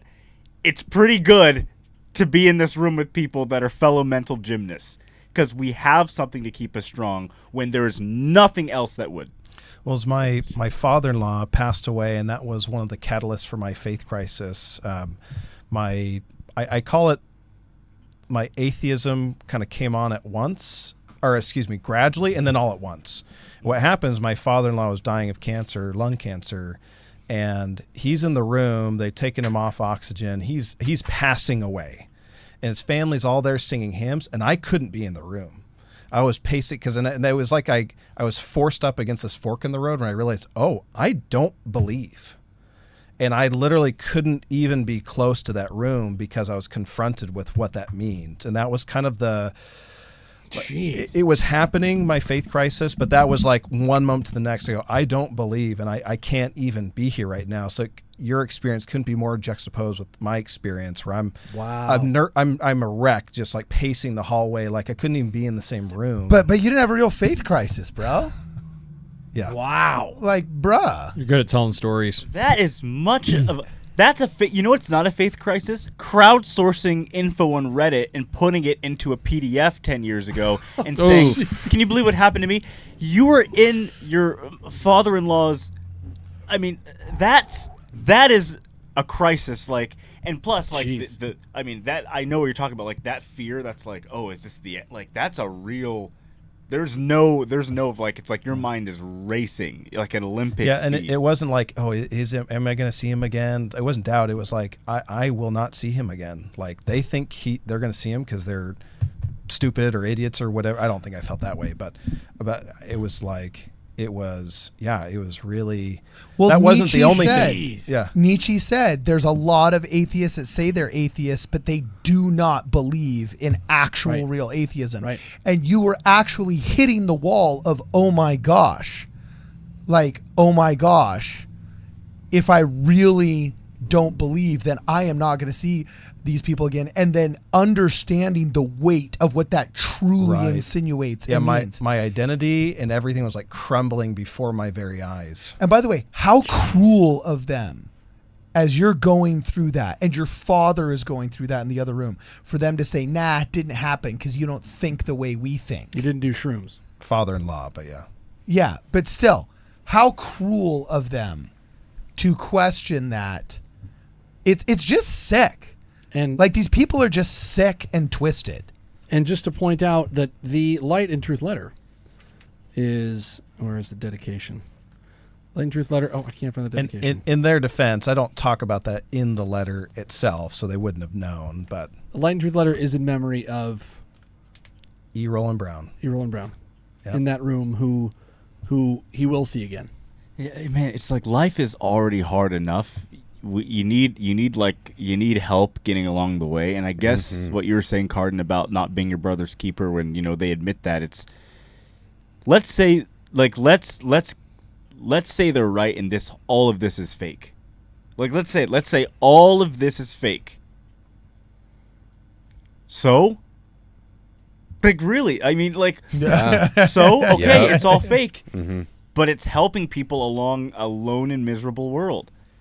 What do they have instead? What do they have instead? And I have this belief that the gospel is true at every level. And here's what I mean by that. The beginnings of my new testimony started with, it was like this realization that belief, even if it's nonsense, belief in a higher power grounds you, and it keeps you steady, and it gives you an identity. And there's something inherently valuable to that. It's like a Jordan Peterson-esque definition of God, and he never says whether he believes in God or not, but just having something greater than yourself to guide you and lead you, even if you've made it up, there's like value in that. So that's true. But it's also true that we have a Father in heaven who loves us. That's also true. So it's like truth at every level from top down. And that's a lot of what the Light and Truth letter is. It's appealing to people who think like me. I mean, it's my story, obviously, where I didn't believe all at once. I eventually reached a point where I said, I have no idea if this is true or not, but I believe. And I'm going to act as if it is true and see what happens. And so this kind of details my journey and my stories and the questions I then asked over many, many years to critics, because I had way more questions outside the church than I do in. Way more things troubled me when I was out of the church. So these are all my questions I have for the critics, for them to go on a podcast, not address any of my questions, and then distract with SEC or you take a pick on whatever they want to distract from, and then call us stupid or dishonest or me dishonest, or you didn't actually have a faith crisis. It's just shallow and stupid. And it, it drives me crazy that they question your experience with Tikla. Right? Yeah. To question your wife's response to your faith crisis. Like, I don't know. To me, that makes me wonder about the quality of their relationships. Like, would you not be that supportive of someone that you loved? Like, why is it that your initial response is to just question that? And I actually love Tikla's response to what you said. To say, hey, then let's look and find light and truth, because I think this is really fascinating. Because your letter is in pursuit of that. Like, how do we find more light and truth? And I think it's fascinating contrasting that with the CES letter, because it has that quote about truth at the beginning of it, right? And like, he positions it as though it's supposed to be something that's teaching you about further truth and helping you understand further stuff. All it is deconstruction. We're going to nitpick every tiny piece of history to tell you the truth of what really happened when I show you these maybe historical accounts you haven't quite seen, and the fact that you haven't seen them means the church was lying to you the whole time. Nothing about that is in pursuit of the actual light and truth of God and the universe and understanding reality, right? It's such a weird high level thing where I feel like the Light and Truth letter is actually diving deep to the core of like questions about our existence, the things we talk about to people as missionaries, where we say, hey, why are we here? Where are we going? Where did we come from? The CES letter doesn't bring answers to any of those types of questions. All it does is deconstruct an existing narrative in order to hopefully get you to distrust the institutional church. Well, it's just tearing down and not building anything up. I guess I follow you on Twitter, Kwaku, because now I'm thinking of something else you said. You said pessimists never build anything meaningful. I think I stole from you on Twitter, atheists have no cathedrals. Yeah. Oh, yeah. It was oh, man. I was quoting someone else where it's okay. intellectuals or pessimists and pessimists have never built a cathedral, something like that. Where it's like, I'm so smart. Look at how smart. Okay, well, Richard Dawkins, what have you? And they say, where's your cathedral? Like, critics what beautiful. Critics have never painted a masterpiece, and atheists have built no cathedrals. Right. Yeah. Even our malls are better. I mean, City Creek, like they're mad about. How dare you revive downtown Salt Lake City, restore the economy, and give people jobs? Like, remember they were mad about that. Remember they were angry. Oh, they're still mad about that. Yeah. Corbin Corluz is still mad about that. Now that we're back on the money issue, I want to say we had a earlier super chat from Dector saying Elder Uchtdorf earned 3 times more as president of flight operations at Lufthansa than he receives from the church for living expenses now. Thank you. A significant amount more that he's giving up. And S. Moore says, here's your monthly stipend with his super chat. Yeah. Now that's $20. That's like 2 months. And then we have Colby from the RFM, the dude who was with RFM. He said that they actually said the Vernal Holly map is a bad argument in the CES we stopped letter. too soon. So we stopped just a little too soon before we got to that Our bad, part. Colby. Our bad. Yeah, we I think we were gonna get there, but it was just taking a long time. So why does Jeremy Reynolds leave it in there then? That's the question. Great It seems like he talked about that one time. Great question. Because Weird. the parasite can suck. He doesn't care if the straw is flawed. He's getting blood. So it's not about truth, I guess, huh? Uh-huh. Yeah. Darn. Deconstruction is just about deconstruction. Okay, cool. For Rolbin Corluz. And then Bridger Butler says Kwaku is back. Sorry for the lost man. Oh yeah, I saw it. I'm looking at these with Oh, good. That's why I was able to see the one weird Elder Hologram. And I was like, what? Yeah. Oh, actually, they clarified later. They were like gonna make a joke about like how gigapastors get like weird plastic surgery and stuff. That's what they were going for. Yeah, and I. Yeah, okay. Yeah, so it was kind of like along the lines of who's that one televangelist lady who always looks like she just remembered to do something? Like she's like Just all the Botox. Let me tell you how much the Lord loves you. Like, I'd rather you not. Like, I'd rather you. She just is so. You know, so the other day we watched. Have you ever seen the guy who turns things into metal and like rock, like? Yeah. You ever seen this dude before? Andreas, what's his name? Anthony, I can't remember his name, but he turns viral videos into metal tracks. He's actually a very good musician, but he did Copeland, Kenneth Copeland. You know Kenneth Copeland? On the COVID thing, right? Yeah, the COVID thing where it's like, in the name of Jesus, and he starts screaming at COVID. He's like, curse you, COVID-19. Yeah. And I showed this to my boys. That generation, they've never seen a televangelist before. I was like, oh, isn't this funny? Like, how he made it metal. I turn it off, and my boys are just looking at it like, Dad, what the heck was that? Like, oh, that's Kenneth Copeland. Oh. He's a televangelist. They're like, what's a televangelist? They were blown away. Oh, you guys haven't seen the Take It Pastor, have you? When he's airbending? No, can I look this up? Type in Take It Pastor. It is one of the most remarkable videos on the entire internet. Let's do it. Okay, well, I also got your song queued up. The Seth. Oh, it's such a it's that. Okay. Yeah. Well, that'll be like our outro. You so it's Take It Pastor for your mom. So I never heard you sing. Take It Pastor. Chris is his name. It says. Okay, that's Pastor, a good one. The Last Airbender. Okay, here we go. Dude, we're gonna do this. We're gonna check this one out. This is real. This isn't from a movie. No, this is not like a joke. Okay, I love this, dude. Yes. I love this. This is a real thing. This is a real So, by the way, just when people say Mormons are weird, okay, just know whatever weird stuff is happening in the mountains of Utah, weirder is happening elsewhere, especially the South. Okay, so here it goes. Here it goes. Pastors, are you ready? You want something? Take it! Oh, yeah. You want it? You want it? Take it! Yeah! Take it! The power of the Holy Ghost! Take it! Oh, take it! Take it! Take it! Yes! The Holy Ghost! The wow. anointing of the Holy Ghost! You want it? Oh, he's going for the long ball. He's going for the long ball. Oh, he just went for the long ball. Oh, there it goes. Oh, the Avatar music.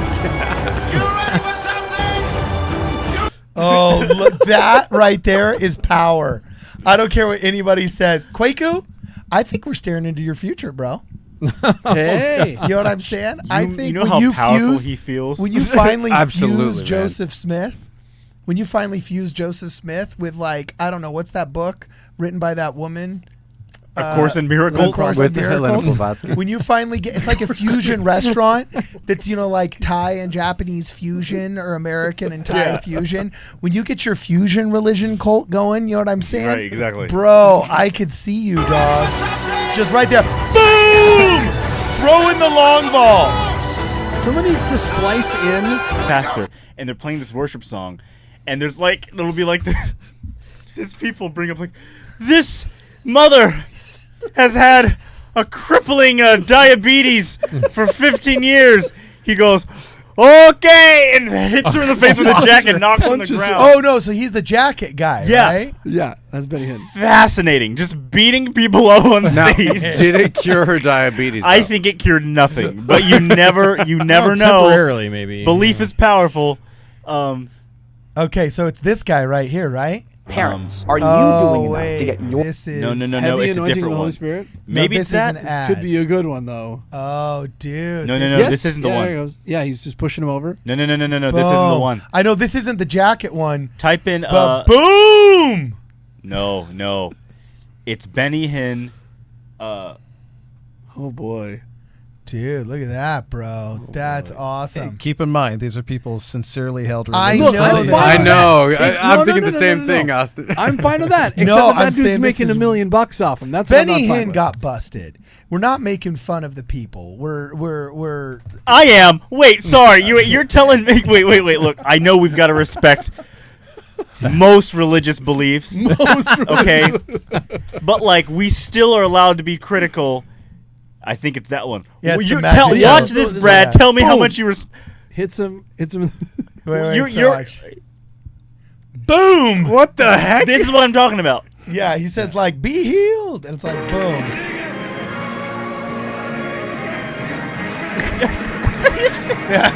The whole. That's pretty good. Just a Wait, just a I body of suppose corpses. this is decently different than mocking a temple sale. This is begging to be funny. This is like you can't do this and be like, don't crack a joke as I swing around like a Hispanic woman's chancla. Like I swing it around. Like are you kidding? Like it's funny. It's objectively funny. We can laugh. I don't know how this derailed onto something So I else. just, what it was supposed to be, just but- in this vein, I just want to suggest a movie to people if they haven't seen it. It's called Leap of Faith with Steve Martin. If you need to watch these clips of these crazy people, and go watch Leap of Faith by Steve Martin. It's about how these corrupt pastors, they're grifters and they're horrible, and yet still people in the audience can have sincere faith. It's a beautiful movie, one of my favorite movies. Go see Leap of Faith with Steve Martin. There's not a Man, joke that in is it. a young Liam Neeson. I don't like phone cases. Holy smoke, dude. I'm going to show you this clip really fast. Liam Neeson was just a baby. Would you look at that, man? Woo! That is true. Yeah, this is Absolutely true. Oh, you're gonna spoil it. This is like the climax of the Yes, movie. I was born to lowly circumstances. Yes, I ran with a bad crowd that taught me to smoke weed and steal. Oh, snap. Okay, so is this a spoiler? We don't want to No. Well, anyways, but it's just a great movie. Highly suggest it. If you haven't seen Leap of Faith, every religious person needs to go see Leap of Faith, and every irreligious person, every Exmo in the chat right now, you need to go watch Leap of Faith. It's an excellent movie. It's an interesting commentary on faith. It's very good. Okay, rock on. Okay, well, we only got like 5 minutes left here, man. So what are we gonna do with our last 5 minutes, dude? Which hopefully won't get strung up into like 50 minutes. I'm okay? disappointed nobody took up the chance to ask this fraudster Austin Fife. Yeah. Nobody took up their chance to actually ask him. No, they want to go over to FMR's channel with Volbin Corluz Because And parasites listen don't to care him. about truth. They care about sucking blood, and they know that when there's a guy that can answer the questions, they got no questions. Look that at they these can cowards! ask. Look at these cowards! Come on, ask him. You want to debunk him so hard. He's right here. He's right here. Anything you want. Okay, I feel like we can't give them more ammo. So if we call them parasites, it's probably gonna backfire. However, in a bad way. He is a lawyer. He is an attorney. That's a good point. He is an attorney. It's funny. You know that the age-old dad joke. It's really hard to sue someone in heaven because all the good lawyers are in hell. You know that? Yeah, it's boom, kind of shakalaka, laka. So yeah, okay, cool. Although Well, I don't think Corbin is going to hell. I don't think he is. All Mormons go to hell. He's going to Hades. Greek. We were actually Everybody- talking about that. We did an episode earlier today on how Hades is the spirit paradise and spirit prison combo. It's the spirit world. Therefore, By the way, have you guys seen that new Zack Snyder show about the gods no. on Netflix? Is it good? There's a scene where Odin realizes he's not going to be worshipped anymore, and he has this vision of Jesus, and it sends fear through him because he's like, wait, I thought I was the most powerful God. And there's this clip that he's at the crucifixion, he's seeing Jesus on the cross, and he's like, tears running. Odin is like, what? And then Jesus just touches the side of his face, and it's like, whoa. It's an overtly Christian message. Snyder? Zack Snyder. Overtly Christian message in the whole show about the fall of the old gods and how they're nothing compared to Jesus. Right on. The guy who made freaking Sucker Punch and Watchmen is like, I guess, a total Christian. It's really cool. Wow, and they got Chris Hemsworth. I know for that. Wow. in the Superman movie, he's like in space recuperating. He's got his Yeah, and he's- arms lifted out. So yeah, he must. And be, right after his dad says, yeah. "You can save them all." Right, You know, a Man of Steel is very Christian. Yeah. Ooh, Smore0530 says televangelists are like the WWF of religion. Heck yeah.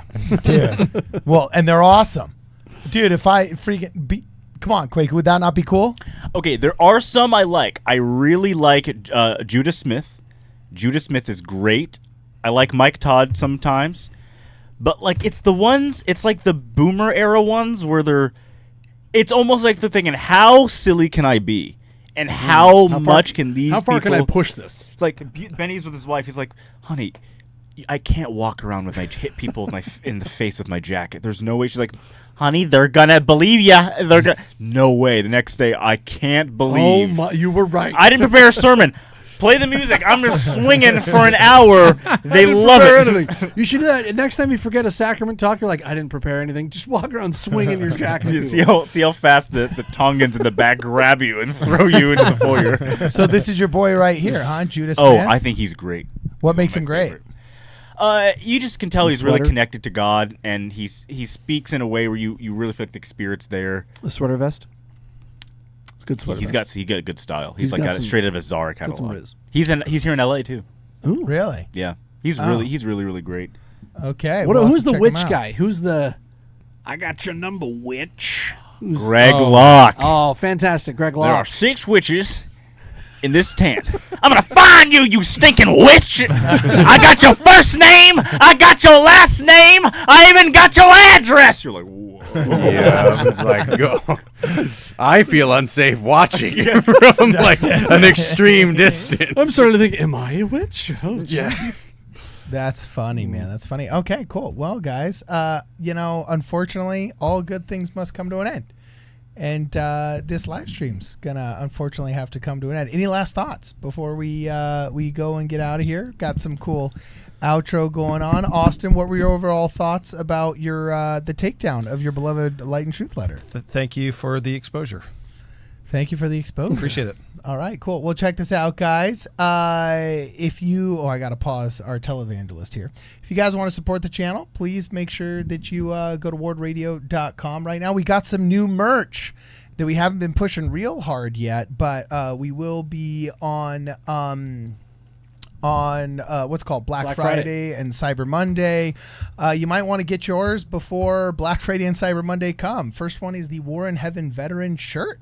Got the cool logos just like on the hat and so on and so forth all over the shirt, but it's a shirt now. A lot of people asked for the same style, but in a shirt form. Also, we got the Familyist merch right here. I'm a familyist, following the Ward Radio Women, and the Stripling Boomer shirts are on their way. They're coming. If you guys want to check out the merch store, just visit wardradio.com. Okay, if you're a person of means and you would like to make a direct contribution, please consider Zelle, or please consider Venmo as a place where you could drop us a few bills if you would like. And once you do go to wardradio.com, make sure that besides picking up a shirt, you guys sign up for our newsletter. We got our newsletter there. And drop us a line. Everything goes through wardradio.com, and we got some really, really good things coming. The future is bright here for our friends in the Ward Radio Wigwam. So anyway, it's been real, and it's been fun, and it's been real fun for this and more. Please make sure that you guys check us out at wardradio.com. I built a rocket in my basement. I'm gonna fly it to the moon. This supersonic is amazing. You're gonna feel my sonic boom. I'm flying higher and I'm never coming down. Look at me now.